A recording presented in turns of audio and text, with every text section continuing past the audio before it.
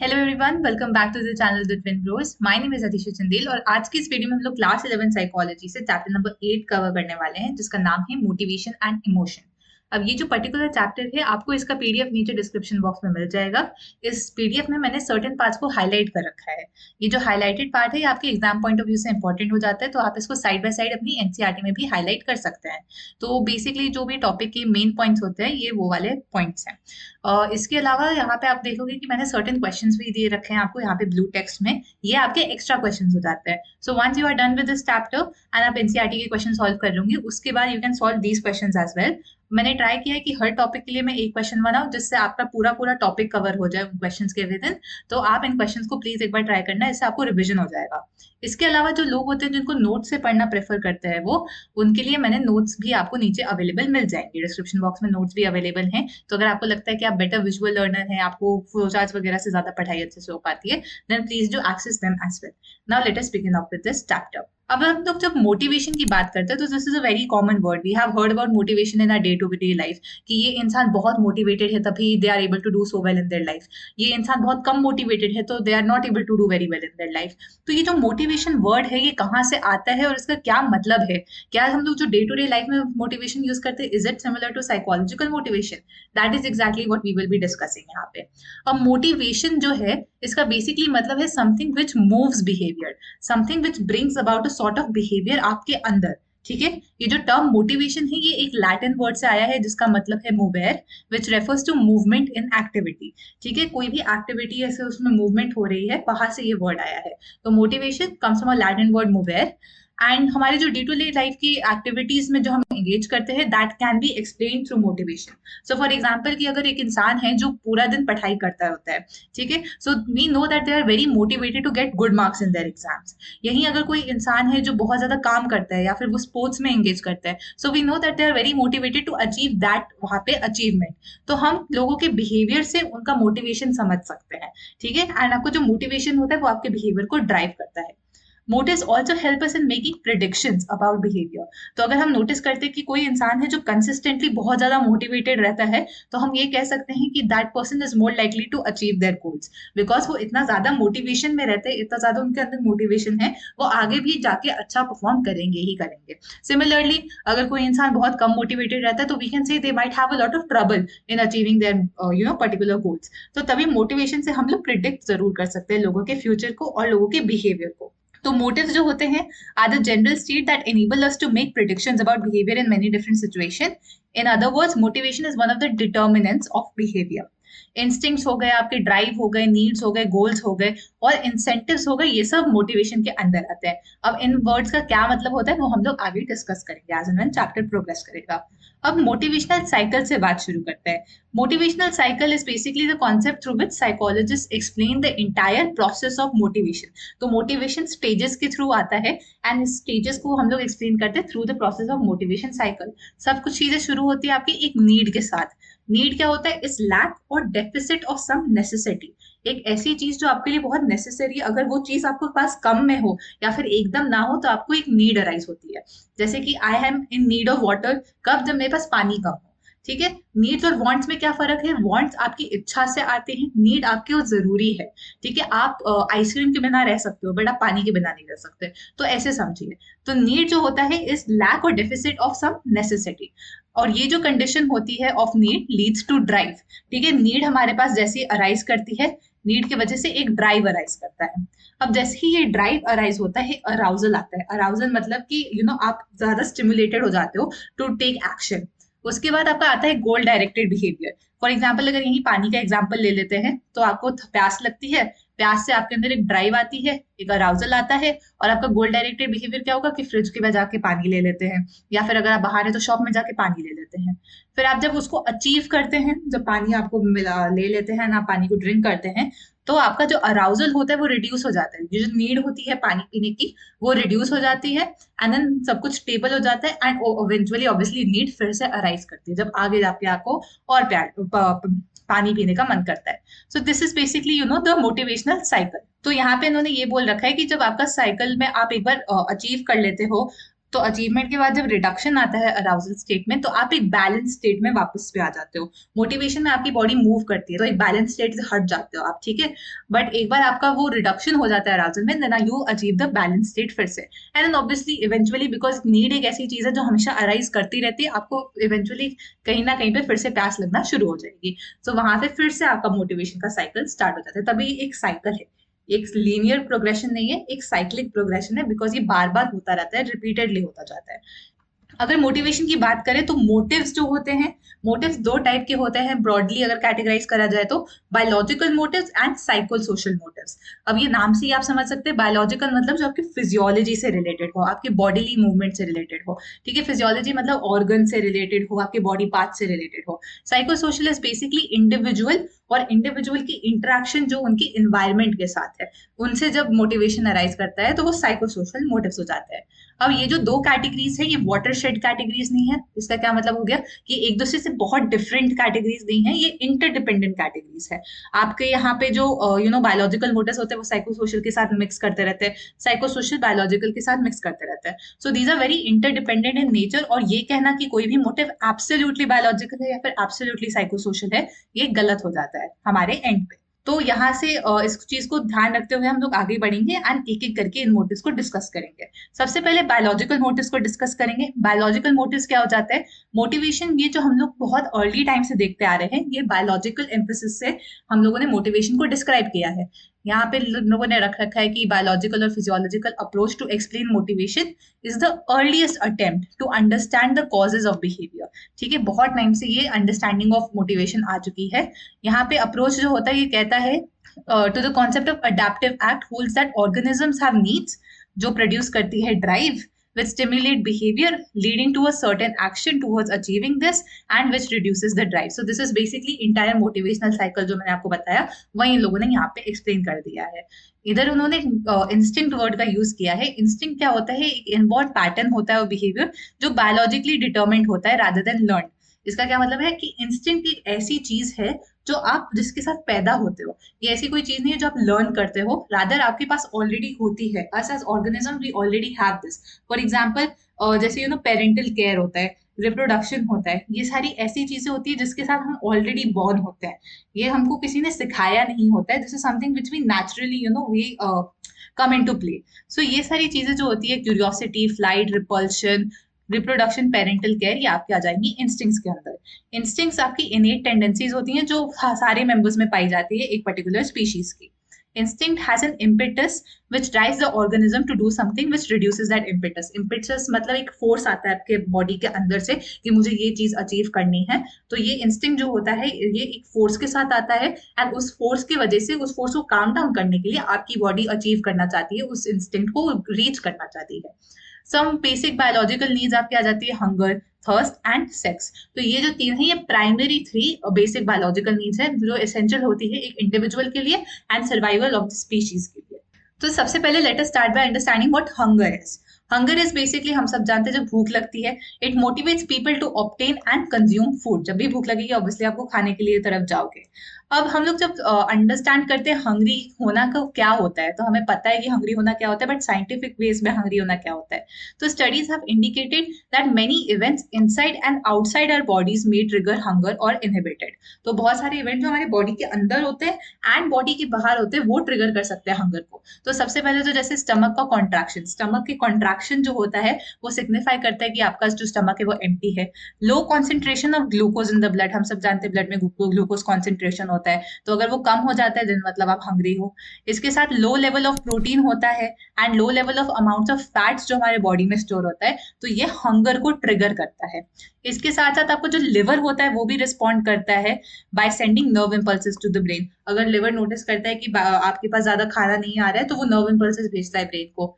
And उसी के साथ आपका अरोमा, टेस्ट और अपीयरेंस जो होता है फूड का, it may also result in the desire to eat. तो ये सारी जो चीजें हो गई हैं ये आपकी इंटरनल फैक्टर्स हो गई, ठीक है, जो मैंने आपको बोला कि स्टमक का कॉन्ट्रैक्शन, ब्लड ग्लूकोज लेवल कम होना, प्रोटीन कम होना बॉडी में, फैट्स कम होना बॉडी में, और लिवर को मतलब ट्रिगर होना, तो ये सारी चीजें आपकी इंटरनल फैक्टर्स है। एंड कभी कभी एक्सटर्नल फैक्टर, कभी आपको भूख नहीं लगती बट आप देखते हो कि सामने जो खाना रखा है वो बहुत अच्छा स्मेल कर रहा है, बहुत अच्छा दिख रहा है, बहुत अच्छा उसका टेस्ट है, then you will eventually end up eating it. तो ये आपका एक्सटर्नल फैक्टर दिया जाएगा। तो इंटरनल एंड एक्सटर्नल फैक्टर साथ में मिलके आपको अंडरस्टैंड कराते हैं कि अच्छा, oh I am hungry right now, ठीक है। तो it can be said that intake thus it can be said that our food intake is regulated by a complex feeding satiety system located in the hypothalamus, liver and other parts of the body as well as external cues। मतलब कि hypothalamus, liver जो है उन सब से भी related है and external cues से भी related है। That is what hunger is about। Thirst की बात करें तो थर्स्ट इज बेसिकली प्यास लगना, हम सब जानते हैं। एंड ड्रिंकिंग वाटर यहाँ पे नेसेसरी हो जाता है। हमको लगता है जब हमारा गला सूखने शुरू हो जाता है या फिर हम लोगों का माउथ सूखना शुरू हो जाता है तब हम लोगों को थर्स्ट फील होता है। बट जरूरी नहीं है कि आपका ड्राई माउथ है तभी आपको थर्स्ट फील हो रहा होता है। Thirst is more than that, alright. In fact, processes within the body itself control thirst and drinking of water. Water must be, must get into the tissue sufficiently to remove the dryness of the mouth। इसका क्या मतलब है कि पानी अंदर बहुत अच्छे से, आपको ज्यादा पानी पीना चाहिए जितना आपके टिश्यूज में आ सके, जिससे आपके माउथ का जो ड्राइनेस है वो खत्म हो सके। तो सिर्फ माउथ तक बात नहीं रह जाती, पूरी बॉडी के फंक्शंस आपके यहाँ पे इन्वॉल्व होते हैं। कैसे इन्वॉल्व होते हैं? जैसे loss of water from cells जो होती है आपकी बॉडी का, ठीक है, रिडक्शन ऑफ ब्लड वॉल्यूम जो होता है, when water is lost by bodily fluid जो होती हैं, जो आपके उसके थ्रू बॉडी जब वाटर लूज हो जाता है ज्यादा, तो इन सब चीजों का ध्यान रख के हम लोग कह सकते हैं कि थर्स्ट का सेंसेशन अराइज करता है। जो आपका एंटीरियर हाइपोथैलेमस होता है, एंटीरियर हाइपोथैलेमस बाहर से कंटेन्स नर्व सेल्स कॉल्ड ऑस्मोरिसेप्टर्स। इसको मार्क कर लीजिएगा। ऑस्मोरिसेप्टर्स जो आपके नर्व सेल्स होते हैं वो जनरेट करते हैं nerve impulses in case of cell dehydration. तो जब भी सेल में ज्यादा वाटर लूज हो जाता है तो उसमें ऑस्मोरिसेप्टर्स जो होते हैं वो जनरेट करते हैं नर्व इम्पल्सेस, जो आपके ब्रेन को कहते हैं कि भाई अब पानी पीने का टाइम आ गया है। Next biological need is sex, ठीक है। अब हंगर एंड थर्स्ट से ये डिफरेंट है थोड़ा सा सेक्स का नीड। कैसे डिफरेंट है? सबसे पहले sexual activity is not necessary for an individual survival. आपको भूख लगेगी, आपको प्यास लगेगी, ठीक है, इनएविटेबली आपको वो चीजें लगेंगी। अगर आप हंग्री रह जाते हैं, थर्स्टी रह जाते हैं, देन आपकी डेथ भी आ सकती है। However, सेक्स ना मिलने से लोगों की डेथ नहीं आती। तो it is not necessary for an individual person survival. As a species हमारे सर्वाइवल के लिए जरूरी है कि हम लोग रिप्रोड्यूस करें और ज्यादा हम लोगों के स्पीशीज आगे बढ़ सके, बट एक इंडिविजुअल पॉइंट ऑफ व्यू से देखा जाए तो it is not necessary. Secondly, homeostasis, ठीक है, the tendency of the organism as a whole to maintain consistency और attempt to restore the equilibrium is constantly is disturbed is not the goal of sexual activity। तो homeostasis is basically एक balance state होता है, ठीक है। हम एक balance state में अचानक से भूख लग गई तो हमारा होम्योस्टेटस जो होता है वो डिस्टर्ब हो जाता है, प्यास लग गई तो डिस्टर्ब हो जाता है, पर सेक्सुअल एक्टिविटी में ऐसा कुछ नहीं होता है, तो वो होम्योस्टेसिस से भी रिलेटेड नहीं है। एंड थर्ड चीज हो जाती है कि ये जो सेक्स की ड्राइव होती है वो एज के साथ डेवलप करती है। हंगर एंड थर्स्ट आपको एकदम यंग बच्चे को भी फील होती है। सेक्स इज समथिंग जो एज के साथ आपके आगे जाके डेवलप होती है। तो यहाँ पे this is how it is different. However obviously it is very important for the survival of the species as a whole. Next हम बात करते हैं साइको सोशल मोटिव्स के बारे में। साइको सोशल मोटिव मतलब psycho as an individual concerning and society से भी कंसर्निंग। तो how an individual is interacting with the society is what psycho social motives are about, ठीक है। सोशल मोटिव जो होते हैं वो यूजुअली लर्नड होते हैं। तो यहाँ पे biological motives are instinct driven. Instinct driven मतलब वो ऑलरेडी इनेट टेंडेंसीज होती है, हम लोग उसके साथ पैदा होते हैं। सोशल चीजें हम लोग लर्न करते हैं एनवायरमेंट से। तो यहाँ पे उन लोगों ने साइको सोशल मोटिव्स को थोड़ा सा लिस्ट कर रखा है। सबसे पहले है नीड फॉर अफिलिएशन। अफिलिएशन मतलब क्या होता है? लोगों के साथ रिलेशनशिप्स बनाना, अफिलिएट करना लोगों के साथ, ठीक है। तो सब कहते हैं कि human beings are a social animal. That is exactly what this is about. We have this sort of a need या फिर एक बॉन्ड होती है हमारे अंदर कि हम लोग रिलेशनशिप्स बना के रखें लोगों के साथ। As soon as people see some kind of similarities एक दूसरे के within, then we are like अच्छा हाँ मेरे को इस इंसान के साथ ज्यादा घूमना है। अगर आप नोटिस करोगे कोई नया इंसान आता है उसकी बहुत ज्यादा सिमिलैरिटीज है, then you tend to get associated with them. तो ये जो फॉर्मेशन ऑफ ग्रुप होता है ये बहुत ज्यादा इंपॉर्टेंट चीज हो जाती है हमारे ह्यूमन एग्जिस्टेंस में। तो आप देखेंगे बहुत सारे ग्रुप्स होते हैं, जैसे रिलीजियस ग्रुप्स हो गए हैं, ठीक है, रीजन बेस्ड ग्रुप्स होते हैं, लैंग्वेज ग्रुप्स होते हैं, तो उनमें कहीं ना कहीं सिमिलैरिटीज होती है, तब जाके वो ग्रुप की तरह बन के आते हैं। इसके साथ seeking other human beings and wanting to be close both physically and psychologically is what is called affiliation. तो अफिलिएशन का डेफिनेशन है तो आप ये लिख सकते हैं, need for affiliation is aroused when the individual feels threatened और helpless and also when they are happy. तो इसका क्या मतलब हो गया है कि ये जो नीड फॉर अफिलिएशन होता है, ये सिर्फ हम लोगों को लगता है कि नीड ऑफ अफिलिएशन तभी अराइज होएगा जब इंसान बहुत ज्यादा लोनली फील कर रहा हो। लोनली फील करता है देन ऑब्वियसली होता है, बट कभी कभी बहुत ज्यादा जो लोग खुश होते हैं, जैसे एक्सट्रोवर्टेड लोग होते हैं, राइट, वो अगर बहुत ज्यादा खुश भी होते हैं तब भी वो चाहते हैं कि वो लोगों से इंटरेक्ट करें, ठीक है। इनफैक्ट वो ज्यादा जितना खुश होते जाते हैं उतना ज्यादा उनका इंटरेक्शन बढ़ता जाता है लोगों के साथ। तो ये जरूरी नहीं है कि एक सिर्फ लोनली इंसान में ही ये नीड फॉर अफिलिएशन हो, ये किसी में भी आ सकती है। Basically that is what it's trying to say. Next आ जाती है नीड फॉर पावर। ठीक है, नीड फॉर पावर, इसका क्या मतलब होता है? Power is basically this need या फिर एक एबिलिटी इंसान के अंदर to produce intended effects on the behaviour and emotions of another person. तो हमारे अंदर एक ऐसी एबिलिटी होना जिससे दूसरे इंसान के इमोशंस, दूसरे इंसान का जो बिहेवियर है उस पर हम इम्पैक्ट ला सके, that is what the need of power is exactly about. तो एक डेविड मैक्लेलैंड करके इंसान थे जिन्होंने 1975 में 4 जनरल वेज दिए इन विच हम लोग अपने पावर मोटिव को बेसिकली दिखाते हैं या फिर एक्सप्रेस करते हैं। सबसे पहले हम क्या करते हैं? We do things to gain feeling of power and strength from sources outside of themselves. मतलब हमारे से बाहर जो सोर्सेज हैं, जैसे कि आजकल लोग पॉडकास्ट सुनते हैं, ठीक है, लोग स्टोरीज देखते हैं, यूट्यूब पे वीडियोस देखते हैं, इन सब चीजों से वो ट्राई करते हैं नॉलेज गैदर करने का एंड पॉपुलर फिगर्स के साथ अपने आप को एसोसिएट करने लग जाते हैं। तो आप नोटिस करोगे जैसे कि अगर कोई बहुत ज्यादा पॉपुलर है स्कूल में तो लोग उनके साथ चिपकने लग जाते हैं, ठीक है। या फिर कोई इवन टीचर है अगर क्लास में, वो उनसे ज्यादा क्लोज होना शुरू कर देते हैं जिससे वो पावर के हायरार्की में आगे बढ़ सके।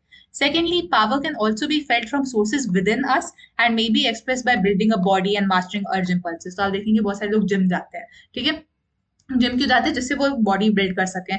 इसके साथ साथ यहाँ पे ये भी कॉन्सेप्ट आ जाता है कि आप अपने अर्जेस को कंट्रोल करो, ठीक है। आपने देखा होगा बहुत सारे यूट्यूबर्स होते हैं कि आपकी जो फोन को बार बार यूज करने का डिजायर है उसको हटाओ, या फिर आपके सेक्सुअल डिजायर्स हैं उनको हटाओ। तो ये जो अर्जेस होते हैं उनको कंट्रोल करना, ये आपका सेकंड हो जाता है एक तरीके से रिप्रेजेंटेशन या फिर expression of need for power. Third आ जाता है people do things as individuals to have an impact on others. तो यहाँ पे for example a person argues और competes with other individual in order to have an impact और influence on that person. मतलब कि दूसरे इंसान के साथ आर्ग्यू कर रहे हो या कम्पीट कर रहे हो जिससे आप दिखा सको कि मैं तुमसे बेटर हूँ, जिससे आप उन पर इम्पैक्ट ला सको। And fourth, people do the same in organisations, ठीक है। यहाँ पे एक इंडिविजुअल के साथ ही कर रहे थे आप थर्ड पॉइंट में, अब आप यहाँ पे ऑर्गेनाइजेशन बहुत सारे लोगों के साथ करो, जैसे कि पॉलिटिकल पार्टी का कोई लीडर हो गया, ठीक है, या फिर इन्फ्लुएंसर्स हो गए। तो ये सारे लोग होते हैं वो एक ऑर्गेनाइजेशन पे आके वो इन्फ्लुएंस करना चाह रहे हैं। तो these are the 4 basic steps of need for power जहाँ पे एक्सप्रेस होते हैं। Need for achievement, need for achievement is basically हम सब जानते हैं a lot of us are driven by a need for achievement। आप लोग अगर ये वीडियो देख रहे हैं then you are probably driven by a need for achievement कि आपको मार्क्स अच्छे लाने एग्जाम में। तो that is what this is about, ठीक है। इट्स बेसिकली कि हम लोग कोई भी अगर इंसान है जो बहुत ज्यादा नीड फॉर अचीवमेंट के थ्रू आता है, तो they want to have better opportunities for them, they want to have better job prospects for them, ठीक है। नीड फॉर अचीवमेंट को एन आर्क करके भी कहते हैं, ठीक है, this is a short form जिसमें उसको डिफाइन किया जाता है। एंड ये एनर्जाइजेस करता है इंसान को और डायरेक्ट करता है हमारे बिहेवियर को, एज वेल एज हमारी जो परसेप्शन होती है सिचुएशन को, इसको भी इन्फ्लुएंस करता है। इसका क्या मतलब होता है? हमें जो हमारा बिहेवियर है उसको एनर्जी देना, हमारे बिहेवियर को डायरेक्ट करना, ठीक है, कि नहीं अभी मेरे को पढ़ाई करनी है मतलब मैं पढ़ाई करूंगी, ठीक है। हमारे बिहेवियर को एक उस तरह की दिशा में ले जाना और हमारे परसेप्शन को सिचुएशन के बारे में, सब चीजों को हमारा नीड फॉर अचीवमेंट चेंज कर देता है। तो नीड फॉर अचीवमेंट में अगर कोई इंसान हाई है तो वो इंसान देखेगा कि अच्छा मेरे को इतना सारा काम करना है तो मैं अभी फोकस करके काम करना शुरू करूंगा rather than getting distracted. So that is what need for achievement is about. तो ये जो फॉर्मेटिव ईयर्स होते हैं हमारे सोशल डेवलपमेंट के, तो यहाँ पे चिल्ड्रन जो होते हैं वो अक्वायर करने लग जाते हैं अचीवमेंट मोटिवेशन। अचीवमेंट मोटिवेशन हर इंसान के अंदर होता है, उसका लेवल जो होता है, उसका इंटेंसिटी जो होता है वो डिफर करता है फ्रॉम पर्सन टू पर्सन। अब लोग सीखते कहाँ से हैं ये अचीवमेंट मोटिवेशन? पेरेंट्स के थ्रू सीखते हैं, रोल मॉडल्स होते हैं, थोड़े लोग होते हैं जो देखते हैं कि अच्छा जैसे क्रिकेटर बनना है तो विराट कोहली वगैरह, तो उनको देख के वो मतलब सीखते हैं। And then socio cultural influences होते हैं, आपका कल्चर ही शायद से वैसा हो, आप जिस सोसाइटी में रह रहे हो वहाँ पे शायद से लोग ऐसे हो, स्कूल का एनवायरनमेंट आपका बहुत कॉम्पिटिटिव हो, तो वहां से लोग अचीवमेंट के नीड्स देखते हैं, ठीक है। जो लोगों का आपका नीड ऑफ अचीवमेंट ज्यादा होता है, they have stronger than average desire for feedback on their performance, वो परफॉर्मेंस देते हैं, उसके बाद उनका फीडबैक भी लेते हैं, वो जानना चाहते हैं उन्होंने कैसे किया, वो कहाँ पे इम्प्रूव कर सकते हैं, they want to know how they are doing and how they can adjust to meet the goals. तो उनको जो अल्टीमेट गोल जो रीच करना है उसके लिए वो कैसे एडजस्ट कर सकते हैं, वो सब करना चाहते हैं, जो भी नीड फॉर अचीवमेंट में हाई होते हैं। आगे हम बात करेंगे क्यूरियोसिटी एंड एक्सप्लोरेशन के बारे में। Curiosity and exploration is basically something जो हर इंसान के अंदर हो। कभी कभी आप ऐसी चीजों में एंगेज करेंगे जिसका आपके पास अल्टीमेट गोल नहीं हो, कि अच्छा तुम वहां क्यों गए थे घूमने, आपका कोई गोल नहीं था कि क्यों मैं वहां पे घूमने गया था, आप बस चले गए वहां पे, ठीक है, देखने के लिए, अच्छा एक नई मार्केट खुला है, लेट्स सी उस मार्केट में क्या क्या चीज है। आपका गोल नहीं था कि जाके मैं कुछ खा के आऊंगी या फिर मैं कुछ खरीद के आऊंगी, आप बस चले गए वहां पे। तो sometimes we do a lot of things just for the pleasure of gaining information, ठीक है, that is what curiosity is about. तो स्टडीज ने शो किया है कि सिर्फ ह्यूमन बींग्स क्यूरियस नहीं होते हैं, जानवर भी जो होते हैं वो भी बहुत ज्यादा क्यूरियस होते हैं। तो ये बेसिकली दिखा रहा है कि अस लिविंग ऑर्गेनिजम्स, हमारे में एक नीड होती है हमारे इन्वायरमेंट को एक्सप्लोर करने की, ठीक है, और इस नीड को हम लोग चाहते हैं मीट करना थ्रू वेरियस सेंसेशंस। तो आप नोटिस करोगे जो छोटे बच्चे होते हैं वो बहुत ज्यादा उत्सुक होते हैं अपने एनवायरमेंट को देखने के लिए, वो क्रॉल करते रहते हैं, भागते रहते हैं हर जगह, ठीक है। तो ये जो मोटिव होता है वो उनमें बहुत ही ज्यादा डोमिनेंट होता है। एंड चिल्ड्रन जो होते हैं वो बहुत ज्यादा डिस्ट्रेस भी हो जाते हैं जब आप उनको रोकोगे, कि इतना भाग दौड़ मत करो, ठीक है, जब वो भाग रहे होते हैं एक जगह से दूसरी जगह, वो नई नई जगहों में जा रहे होते हैं, एंड आप उनको रोकोगे तो आप नोटिस करोगे बहुत ज्यादा रोने लग जाते हैं। सो दिस इज बेसिकली शोइंग कि उनके अंदर ये मोटिवेशन इतना हाई है कि जब वो मीट नहीं कर पाते तो ऑब्वियसली उनको डिस्ट्रेस कॉज होता है, बिकॉज उनके अंदर से भी एक इंस्टिंक्ट कहीं ना कहीं से निकल के आ रहा होता है। Now let us talk about the Maslow's hierarchy of need. तो एक अब्राहम मैस्लो करके साइकोलॉजिस्ट थे, ठीक है, जिन्होंने एक ह्यूमन मोटिवेशन का जो नीड्स की हायरार्की बनाई थी। बेसिकली नीड्स जो होती हैं आपकी, वो कौन कौन से लेवल पे आप अचीव करते हो उसको उन्होंने एक लैडर स्केल पे उन्होंने रख के बना दिया। हायरार्की क्या मतलब होता है, ऊपर से नीचे, ठीक है। तो सबसे पहले उन्होंने स्टार्ट किया फिजियोलॉजिकल नीड्स से।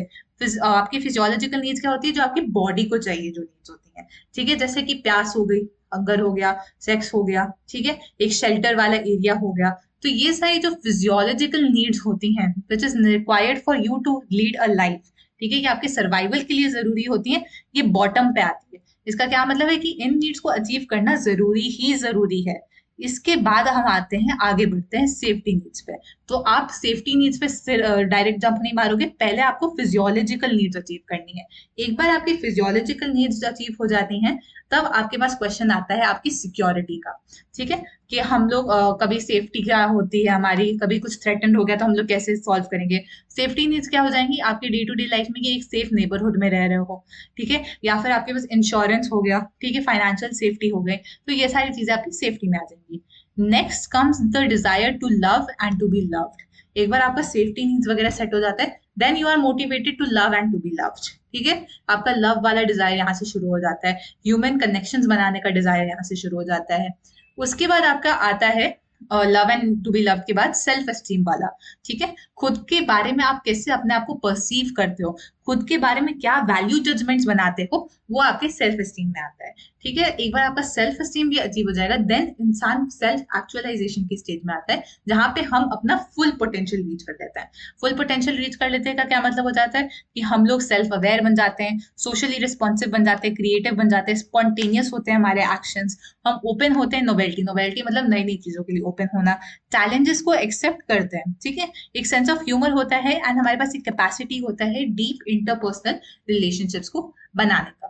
अब यहाँ पे इन्होंने कहा है कि बहुत सारे लोग होते हैं वो लोअर लेवल पे ही अटक जाते हैं, वो आगे बढ़ नहीं पाते, which is obvious because unfortunately इतना ज्यादा पॉवर्टी है, ठीक है, हमारे पास सोशल हमारे इंस्टीट्यूशंस ऐसे खड़े हुए हैं कि बहुत सारे लोग फिजियोलॉजिकल नीड्स ही नहीं मीट कर पाते, वो अपना खाना पीना ही नहीं मीट कर पाते, वो आगे कैसे बढ़ पाएंगे। तो basically this is what hierarchy of needs is about, कि एक एक करके आपकी नीड्स कहाँ से अराइज होती है। So this is what Maslow had given. सो ये बेसिक जो आपके 5 स्टेप्स हैं आप इनको याद कर लीजिएगा, एग्जाम में डायग्राम जरूर बना दीजिएगा इस चीज का। नेक्स्ट हम लोग बात करेंगे इमोशंस के बारे में, इमोशंस अगेन, जैसे मोटिवेशन बहुत कॉमन वोकैबुलरी का वर्ड है, वैसे ही इमोशंस भी काफी कॉमन वोकैबुलरी का वर्ड है।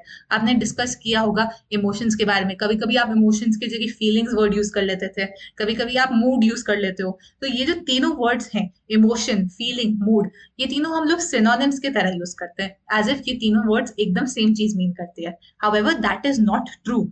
फीलिंग बेसिकली क्या करता है, एक डिनोट करता है प्लेजर और pain dimension of emotion, which is usually involves bodily function. तो इमोशन जो होता है वो बॉडीली फंक्शन से अराइज करता है। आपकी फीलिंग्स आपके इमोशन का पेन या प्लेजर वाला डायमेंशन बताती है। तो इमोशन इज समथिंग जो बॉडीली फंक्शंस के थ्रू अराइज होता है। फीलिंग देखती है कि ये कितना पेन के टूवर्ड्स है या फिर आपका कितना ये प्लेजर के टूवर्ड्स है। और मूड क्या होता है, एक इफेक्टिव स्टेट होता है जो लॉन्ग ड्यूरेशन के लिए होता है, but it is less intense then emotion. ठीक है, मूड जो होता है आपका ड्यूरेशन लॉन्ग होती है, बट इंटेंसिटी इमोशन की ज्यादा होती है। तो ऐसे ये तीनों चीजें एक दूसरे से डिफर करते हैं। इमोशंस का अगर हम डेफिनेशन देखें तो it is a complex pattern of arousal, subjective feeling and cognitive interpretation. आपका बॉडीली अराउजल आ रहा है, सब्जेक्टिव फीलिंग की सब्जेक्टिव एज इन हर इंसान टू हर इंसान ये डिफर करता है, एंड कॉग्निटिव इंटरप्रिटेशन। ठीक है, तो कॉग्निटिवली आप कैसे इंटरप्रेट कर रहे हो अपने आप के सराउंडिंग में जो चीजें हो रही हैं, उनको भी हम लोग इमोशंस के अंदर कैटेगराइज करते हैं। Emotions as we experience them move us internally, and this process involves physiological as well as psychological responses जो होते हैं आपके।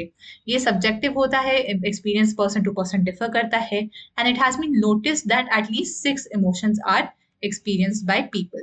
अब बहुत सारे थ्योरिस्ट हैं, बहुत सारे साइकोलॉजिस्ट हैं, सबने अपने अपने डिफरेंट डिफरेंट नंबर दे रखे कि कितने इमोशंस होते हैं। आपको इनको एक बार अच्छे से याद कर लेना है, यहाँ पे कुछ ऐसे समझने का नहीं है, बस आपको याद करना होगा। तो बाय एंड लार्ज जो लोग होते हैं, majority population agrees in 6 basic emotion: anger, disgust, fear, happiness, sadness and surprise. तो अगर आपने वो मूवी देखी होगी इनसाइड आउट, तो आप उससे इसको रिलेट कर सकते हैं, उस मूवी के कैरेक्टर से आप इसको याद कर सकते हैं। अगर नहीं देखी है मूवी तो ना उसको ऐसे ही याद कर लीजिए: anger, disgust, fear, happiness, sadness and surprise. तो ये जो आपके 6 इमोशंस हैं, ये बेसिक इमोशंस हैं, ये universally most people acknowledge. However बहुत सारे साइकोलॉजिस्ट हैं जिनकी खुद की थ्योरीज है, जैसे कि सबसे पहले इजार्ड करके एक साइकोलॉजिस्ट है जिन्होंने कहा कि नहीं, 6 नहीं 10 बेसिक इमोशंस होते हैं। तो ये कौन कौन से 10 बोले उन्होंने? Joy, surprise, anger, disgust, contempt, fear, shame, guilt, interest and excitement. तो 6 के अलावा उन्होंने कौन कौन से नए ऐड किए? कंटेम्प्ट, शेम, गिल्ट, इंटरेस्ट और एक्साइटमेंट। अब देखो, शेम और गिल्ट हम बहुत सारे लोग अगेन सिनोनिम्स की तरह यूज करते होंगे, interest and excitement again synonyms की तरह यूज करते होंगे, बट यहाँ पे उन्होंने उनको डिफरेंशिएट करके बताया है। और उन्होंने ये भी कहा है कि बाकी जो इमोशंस होते हैं, ये इन 10 के इंट्रैक्शन से भी बहुत सारे इमोशंस अराइज करते हैं। ठीक है, तो कॉम्बिनेशन पे भी उन्होंने फोकस किया है। इसी के साथ साथ प्लचिक करके एक साइकोलॉजिस्ट है, उन्होंने कहा कि 8 बेसिक इमोशंस होते हैं। ठीक है, और ये सब अगेन उन्होंने कहा कि मिक्स करते रहते हैं, कॉम्बिनेशन के साथ नए नए इमोशंस अराइज होते रहते हैं। He arrange these emotion in 4 pairs of opposite. तो उन्होंने 8 इमोशंस को ऑपोजिट ऑपोजिट करके 4 पेयर बना दिए। ठीक है, जॉय और सैडनेस ऑपोजिट फीलिंग्स हैं, acceptance, disgust, fear and anger, and surprise and anticipation. तो यहाँ पे 2 नई चीजें कौन सी आ गई? Anticipation as oppose to surprise, and acceptance as oppose to disgust. तो यहाँ पे ये आ गया। अब इमोशंस की बात करें तो इमोशंस डिफर करते हैं एक दूसरे से on the basis of intensity. कभी कभी हम लोग जैसे कि अगर हमने कोई सैड मूवी देख ली तो शायद से हम लोग थोड़ा सा सैड फील करें, बट यहीं अगर हम लोग देखते हैं कि कुछ लॉस हो जाता है हमारे लव्ड वंस का, देन वी फील बहुत ज्यादा सैड। तो इंटेंसिटी में डिफर करते हैं, क्वालिटी में डिफर करते हैं, मतलब खुश खुश होना, सैडनेस होना, फियर होना, ये उनकी क्वालिटीज में वो डिफर करते हैं। And subjective and situational context भी होते हैं, इंसान कैसे फील करता है, किस सिचुएशन में वो चीज अराइज हुई है। एंड यहाँ पे जेंडर का भी डिफरेंस आ जाता है। तो women in general tend to be more emotional than men. तो हम लोग ज्यादा इंटेंसिटी में इमोशंस को फील करते हैं us as women as oppose to men, but only one emotion is something which men feel more than women, which is anger. ठीक है, तो except for anger all the other emotions women are more likely to feel them ज्यादा intensity में, and men वो anger ज्यादा intensity में वो feel करते हैं। तो अब इन चीजों से क्या होता है, आपके जेंडर रोल्स बन के आ जाते हैं। ठीक है, तो because women have all the other feelings, तो they are better care givers, वो ज्यादा अफिलिएशन ज्यादा करती हैं, एंड मेन जो होते हैं वो ज्यादा कॉम्पिटिटिवनेस में फोकस करते हैं। तो यहाँ से आपका कल्चर भी डिटरमाइन होता है। तो इमोशन टू कल्चर डिटरमाइन होता है, वैसे ही कल्चर से भी आपका इमोशन डिटरमाइन होता है। कैसे होता है वो हम लोग अभी आगे पढ़ेंगे। अब इमोशन जो होते हैं वो इंटरनल चीज होती है, हम सामने वाले का इमोशन को इन्फर कर सकते हैं फ्रॉम देयर बिहेवियर, बट हम कभी डायरेक्टली नहीं पता लग सकता कि ये सैड है। तो अगर हम लोग किसी को देखते हुए जो सैड है, तो वो शायद से उनका चेहरा नीचे है, वो ड्रूपिंग फेस है उनका, बहुत थके थके लग रहे हैं, वो रो रहे हैं, उनका बॉडी पोस्चर से हम बता सकते हैं। तो वहां से हम लोग इन्फर कर रहे हैं, बट हमें कभी डायरेक्टली नहीं पता हो सकता कि एक इंसान कैसा फील कर रहा है। Everything is based on or influence on our judgement, right. तो बहुत सारे verbal and non verbal actions में हम लोग इंगेज करते हैं, जिससे हम दिखाते हैं हम कैसा फील कर रहे हैं, कैसे इमोशंस हमारे अंदर है अभी उस मोमेंट पे। तो कल्चरल एंड इमोशनल एक्सप्रेशन की अगर बात करें, तो आपका जो वर्बल चैनल ऑफ कम्युनिकेशन है, ऑब्वियसली वो तो लैंग्वेज टू लैंग्वेज डिफर करेगा, आप कौन सा पिच यूज कर रहे हैं, कितना लाउड है। उसके साथ साथ नॉन वर्बल एस्पेक्ट जो होते हैं, जो उनको पैरा लैंग्वेज कहते हैं, ठीक है, जैसे कि वॉइस एंड टेम्पोरल कैरेक्टरिस्टिक्स जो होती है, आप किस वॉइस में बात कर रहे हैं, वो भी आपका यहाँ पे आ जाता है, वो भी दिखाता है कि आप किस इमोशन में है। नॉन वर्बल चीजें क्या हो जाती है, जैसे फेस का एक्सप्रेशन क्या है आपका, ठीक है, काइनेक्टिक, जैसे कि आपका जेस्चर क्या है, क्या फिजिकल मूवमेंट क्या कर रहे हो आप। उसके साथ साथ प्रॉक्सिमल, मतलब कि कितना फिजिकल डिस्टेंस में हो आप इंटरेक्शन में, अगर बहुत ज्यादा दूरी पे खड़े होकर बात करना प्रेफर कर रहे हो या फिर पास होकर बात करना प्रेफर कर रहे हो, तो ये तीनों चीजें जो मिलकर होती है वो आपको दिखाती है कि आप इमोशन कैसे फील कर रहे होते हो। The amount and kind of information conveyed by the face is easy to comprehend as the face is exposed to the full view of others. इसका मतलब ये है कि सबसे ज्यादा हमको इन्फॉर्मेशन सामने वाले के चेहरे से समझ में आता है, ठीक है, वो बोल कैसे रहे हैं, उनका बॉडी क्या है, that is obviously also important, but उनके चेहरे से हम लोग सबसे ज्यादा इन्फरेंसेस निकाल सकते हैं about how the other person is feeling. तो फेशियल एक्सप्रेशन जो होते हैं वो काफी ज्यादा इंपॉर्टेंट हो जाते हैं एंड बहुत ज्यादा इंपॉर्टेंट रोल प्ले करते हैं हमारे डे टू डे लाइफ में। तो जो डार्विन थे, इनका ये व्यू था कि आपके बेसिक इमोशंस जो होते हैं ये इनबॉर्न होते हैं एंड यूनिवर्सल होते हैं। तो जो इंसान है वो अगर एंग्री है तो हर कंट्री में एंगर एक ही तरीके से दिखाई देगा, अगर आप सैड हो तो हर कंट्री में मोर और लेस सैडनेस एक ही तरीके से आपको दिखाई देगी। तो जो आपके बॉडी मूवमेंट्स होता है वो भी फैसिलिटेट करते हैं कम्युनिकेशन ऑफ इमोशंस को। जैसे कि आप देखेंगे थिएटर एंड ड्रामा के लोग होते हैं वो इसका बहुत ज्यादा यूज करते हैं। बहुत सारे डांस फॉर्म्स होते हैं जहाँ पे वो स्टोरीज को दिखाते हैं अपने डांस के थ्रू, जैसे भरतनाट्यम, ओडिसी, कुचिपुड़ी, कथक हो गया, तो वो स्टोरीज को दिखाते हैं, तो वो फेशियल एक्सप्रेशन से इमोशंस दिखाते हैं, वो अपने बॉडीली मूवमेंट से इमोशंस दिखाते हैं, वो अपने लेग्स को, फिंगर्स को जिस तरीके से मूव करते हैं वहां से इमोशंस दिखाते हैं। वैसे ही कल्चर का बहुत ज्यादा इम्पैक्ट पड़ जाता है आपके इमोशनल एक्सप्रेशन में। जो लैटिन अमेरिकन होते हैं, जो सदर्न यूरोपियंस होते हैं, वो प्रेफर करते हैं डायरेक्टली आंख में आंख देख के बात करना, और एशियंस जो होते हैं वो प्रेफर करते हैं पेरिफेरल, मतलब कि आंख में डाल के बात करने से बेटर है थोड़ा इधर उधर देख के बात करना। सो ये यहाँ पे उन्होंने देखा है, स्टडीज ने फाइंड आउट किया है। जरूरी नहीं है कि जरूर मतलब हर इंडिविजुअल पे अप्लाई करे, बट मोर और लेस ऐसा देखने को मिलता है। कल्चर एंड इमोशनल लेबलिंग की अगर बात करें, तो आप इमोशन को लेबल कैसे करते हो, आप इमोशन को व्यू कैसे करते हो, वो भी आपका कल्चर पे डिपेंड करता है, ठीक है। जैसे कि जो टहेटियन लोग होते हैं उनके पास 46 लेबल्स हैं एंगर के वर्ड के लिए। नॉर्थ अमेरिका के लोग हैं, उनको जब एंगर का फेशियल एक्सप्रेशन दिखाया तो उन्होंने 40 डिफरेंट रिस्पॉन्सेज दिए, मतलब 40 वर्ड्स है उनके पास। और यही उनको फेशियल एक्सप्रेशन दिखाया गया था ऑफ कंटेम्प्ट, तो उन्होंने 81 रिस्पॉन्सेज दिए, ठीक है। तो मतलब 40 words they had for anger वाला एक्सप्रेशन, एंगर जो ब्रॉड टर्म में है, and 81 words they had for contempt वाला एक्सप्रेशन। इसी के साथ साथ जो जापानीज लोग थे इनका नंबर बहुत कम हो जाता है, इनको जब एंगर वाला एक्सप्रेशन दिखाया तो ये सिर्फ 8 लेवल दे पाए, एज अपोज टू 40 एंड 46। इसी के साथ हैप्पीनेस में सिर्फ 10 दे पाए एंड डिसगस्ट में सिर्फ 6 दे पाए, ठीक है। तो यहाँ पे आप देख सकते हैं कि कैसे परसेप्शन ऑफ वो जो होता है, हमारी लैंग्वेज कैसे होती है, वो भी चेंज होती जाती है from culture to culture. Ancient के जो चाइनीज लोग हैं वहां पे जो लिटरेचर है वहां पे 7 इमोशंस मेंशन किए गए हैं, Joy, anger, sadness, fear, love, dislike and liking, ठीक है। यहाँ पे ये 3 चीजें जो है ये डिफरेंशिएट कर जाती है, love, dislike and liking. Ancient Indian literature जो है, हमने 8 इमोशंस यहाँ पे दिए गए हैं, namely love, mirth, energy, wonder, anger, grief, disgust and fear. इसी के साथ साथ वेस्टर्न लिटरेचर है, happiness, sadness, fear, anger, disgust. ये सब आपको एक बार थोड़ा सा याद करना पड़ेगा बिकॉज इंपॉर्टेंट हो सकता है, आपके एग्जाम में पूछा जा सकता है आपसे, बट इसको एक बार जरूर याद कर लीजिएगा। एंड इससे आप देख सकते हैं कि कैसे country to country, culture to culture आपका अंडरस्टैंडिंग ऑफ इमोशन जो होता है वो चेंज होता जाता है। तो इमोशंस जैसे सरप्राइज, कंटेम्प्ट, शेम, इसको ज्यादा एक्सेप्ट नहीं किया जाता वेस्टर्न कल्चर में। However now that we are making psychology, we have accepted those first 6 as the basic जो हमारे यूनिट्स होते हैं ऑफ अंडरस्टैंडिंग इमोशंस। तो इन ब्रीफ हम ये कह सकते हैं that there are certain basic emotions which are expressed and understood despite their cultural and ethnical differences, and थोड़े ऐसे होते हैं जो स्पेसिफिक होते हैं पर्टिकुलर कल्चर में। तो जैसे जॉय हो गया, ग्रीफ हो गया, एंगर हो गया, ये ऑलमोस्ट हर कल्चर में पाए जाते हैं। But things like liking, loving, mirth, wonder, ये specific culture to culture depend करता है। तो यहाँ से इमोशन लेबलिंग जो होता है वो कल्चरल फिनोमेना भी हो जाता है, और थोड़ी चीजें होती है वो यूनिवर्सल फिनोमेना भी होती हैं। तो दोनों का साथ साथ हम देख सकते हैं इम्पैक्ट देखने को मिलता है। यहाँ पे पीटीएसडी की बात की है, which is post traumatic stress disorder. This basically means कि कभी भी कोई इंसान एक ट्रॉमेटिक सिचुएशन से गुजरता है, ट्रॉमेटिक एज इन लाइक कोई नेचुरल कैलामिटी आ गई, या रॉबरी हुआ, या फिर कुछ मतलब उनको वायलेंस फेस करना पड़ा हो, तो दो ट्रॉमेटिक सिचुएशन से जब वो निकल के आते हैं तो चांसेस है कि they go through post traumatic stress disorder. इसमें क्या होता है, वो री एक्सपीरियंस करते रहते हैं इन इवेंट्स को बाय फ्लैशबैक। उनको फ्लैशबैक आते रहते हैं, उनको आते रहता है वो जो इवेंट था ट्रॉमेटिक।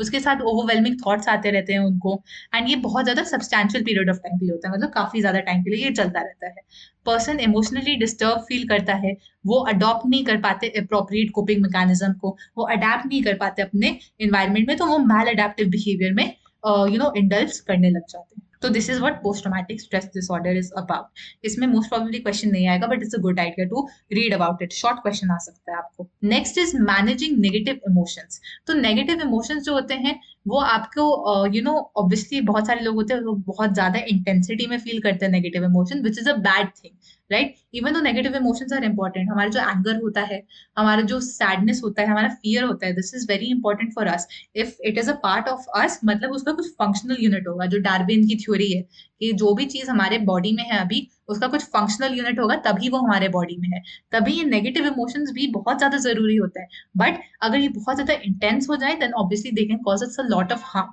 तो इसलिए जरूरी हो जाता है to manage these negative emotions, ठीक है। एंड यहाँ पे फॉलोइंग टिप्स दे रखे हैं which might prove useful for you to achieve the desired balance of emotions, कि ज्यादा नेगेटिव भी नहीं होना, ज्यादा पॉजिटिव भी नहीं होना, because both can lead to negative consequences.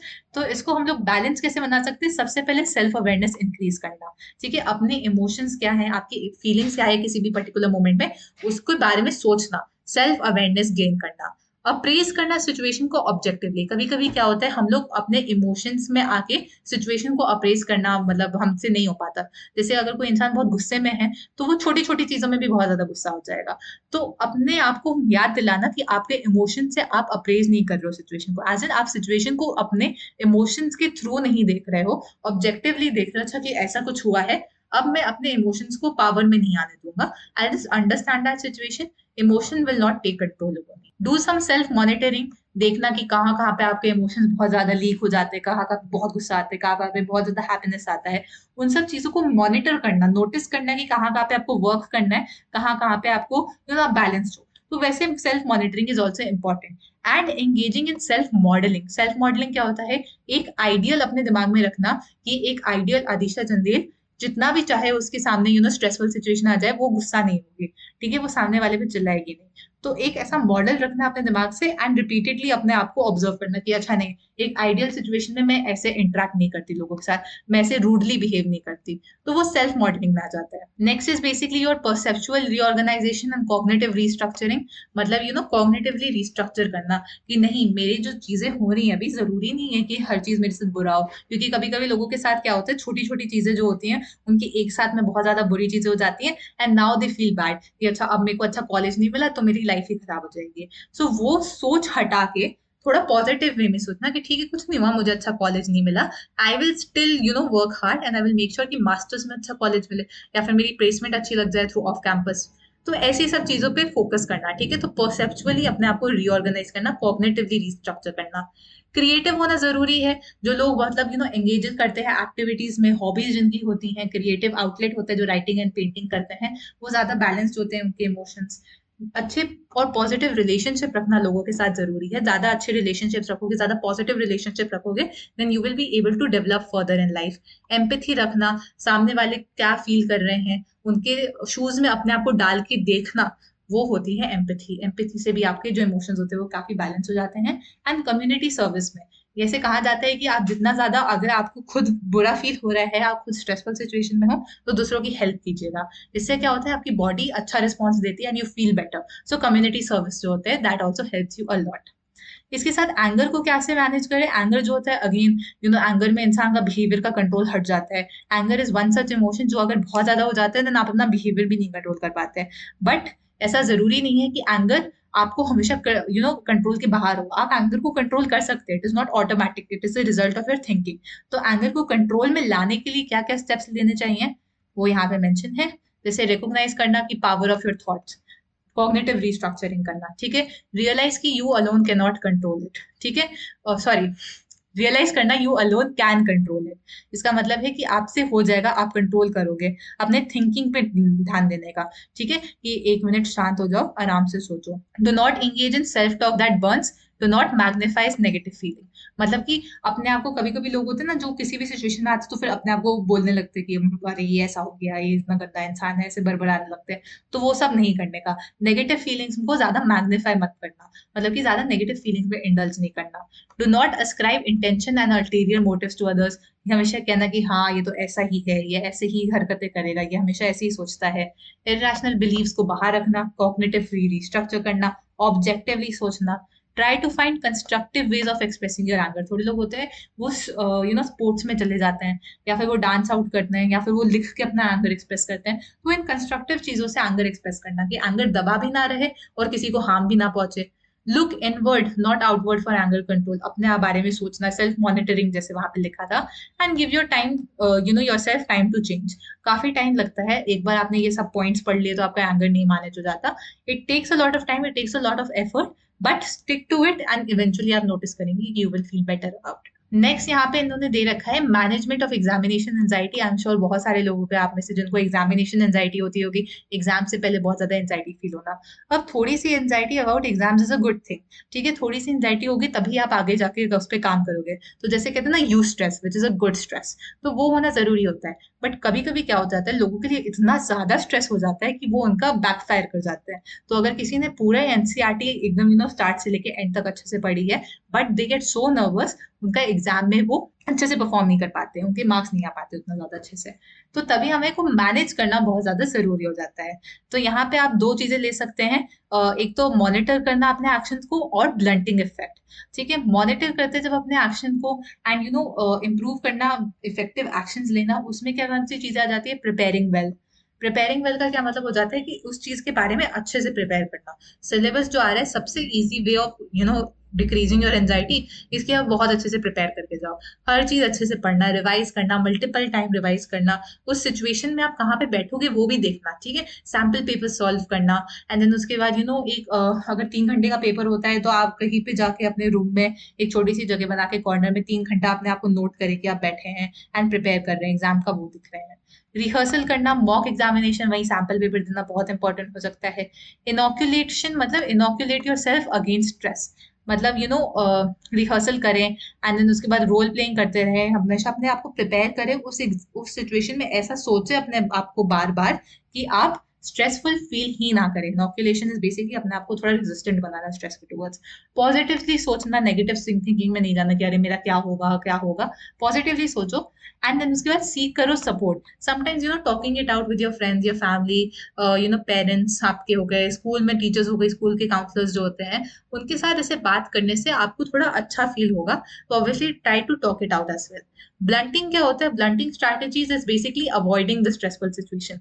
अब avoiding the stressful situation is obviously not a good thing, हमेशा आप अवॉइड नहीं करेंगे, बट ऐसी थोड़ी स्ट्रैटेजीज हो सकती हैं जो आपको जरूर हेल्प कर सकती है। जैसे कि रिलैक्सेशन, अगर बहुत ज्यादा स्ट्रेस हो रहा है तो उसके बारे में थोड़ा सा असाइड रख के रिलैक्सेशन करना, बॉडी को रिलैक्स करना, काउंटिंग करना, बैकवर्ड करना, तो वो सारी चीजें होगी रिलैक्सेशन में। सिमिलरली एक्सरसाइज या नीचे खेलने जाना। तो इन सब चीजों से क्या होता है, आप थोड़ा स्ट्रेसफुल सिचुएशन को साइड में रख लेते हो, and you start feeling better about yourself by engaging in something else. तो यहाँ पे अवॉइड कर रहे हैं हम स्ट्रेसफुल सिचुएशन को, but in a good manner, not in a negative manner which will harm us. And then the last topic of this chapter is enhancing positive emotions. तो हमारे लिए जरूरी हो जाता है कि हमारे जो पॉजिटिव इमोशंस होते हैं हम उन्हें एनहांस करें। जैसे मैंने कहा था कि नेगेटिव इमोशन जरूरी होते हैं, जैसे कि अगर स्नेक बाइट करने आ गया, एंड अगर फियर एंड एंगर नहीं फील कर पा रहे हो, देन उसके बाद आपको स्नेक बाइट करके चला जाएगा, मर जाओगे। तो नेगेटिव इमोशन होना काफी जरूरी होता है, बट उनकी किस इंटेंसिटी में होते हैं वो आपको नोटिस करना जरूरी होता है। सिमिलरली पॉजिटिव इमोशंस जो होते हैं उनको एनहांस करना जरूरी होता है। पॉजिटिव इमोशन से क्या होता है, इंसान विल स्टार्ट फीलिंग बेटर, वो मेंटली परफॉर्म भी ज्यादा बेटर करने लग जाते हैं। तो psychologist have found that people who were shown films depicting joy and contentment, basically happy films देख के they came up with more ideas regarding things they would like to do as compare to people जो anger and fear वाली films देख रहे थे। तो आप notice करेंगे कि कभी कभी अगर आप बहुत ज्यादा कंटेंट ऐसा देख रहे हैं जो बहुत वॉयलेंस वाला है, या फिर आप न्यूज देखते हैं जिसमें बहुत ज्यादा सैडनेस स्प्रेड हो रही है, then you might end up feeling sad about it as well. ठीक है, आपके अंदर खुद से आप सैड बिहेवियर डिस्प्ले करना शुरू कर देते हो। तो वही साइकोलॉजिस्ट कहते हैं कि जो अगर आप हम लोग आपको जॉयफुल एंड कंटेंटमेंट वाली फिल्म्स दिखाए तो people try to come up with more idea as compare to anger and fear वाली। इसी के साथ यहाँ पे फाइनली इन लोगों ने दे रखा है various ways of enhancing positive emotion. सबसे पहले पर्सनालिटी ट्रेट, ऑप्टिमिज्म वगैरह, हैप्पीनेस, होपफुलनेस को इंटीग्रेट करना अपने डे टू डे लाइफ में, पॉजिटिव मीनिंग ढूंढना हर चीज में, क्वालिटी कनेक्शंस बनाना लोगों के साथ, काम में एंगेज रहना। ठीक है, अपना जो काम करो उसमें एंगेज रहो। Faith helps a lot, a lot of the time people who have faith in God या फिर spirituality, they tend to do better than other people because उनके पास कुछ hope के लिए कुछ होता है। And positive interpretation, again negatively ना सोचना, positively अपने आप को cognitively restructure करना। So this is it, this is what this chapter was about. अगर आपको कोई भी डाउट होता है तो please do mention in the comment box. I will try to solve as many doubts as I can. And thank you so much for watching. Please do like this video, इससे हमें समझ में आता है कि आपको ये चैप्टर समझ में आया है। Thank you so much for watching and see you the next time. Bye bye.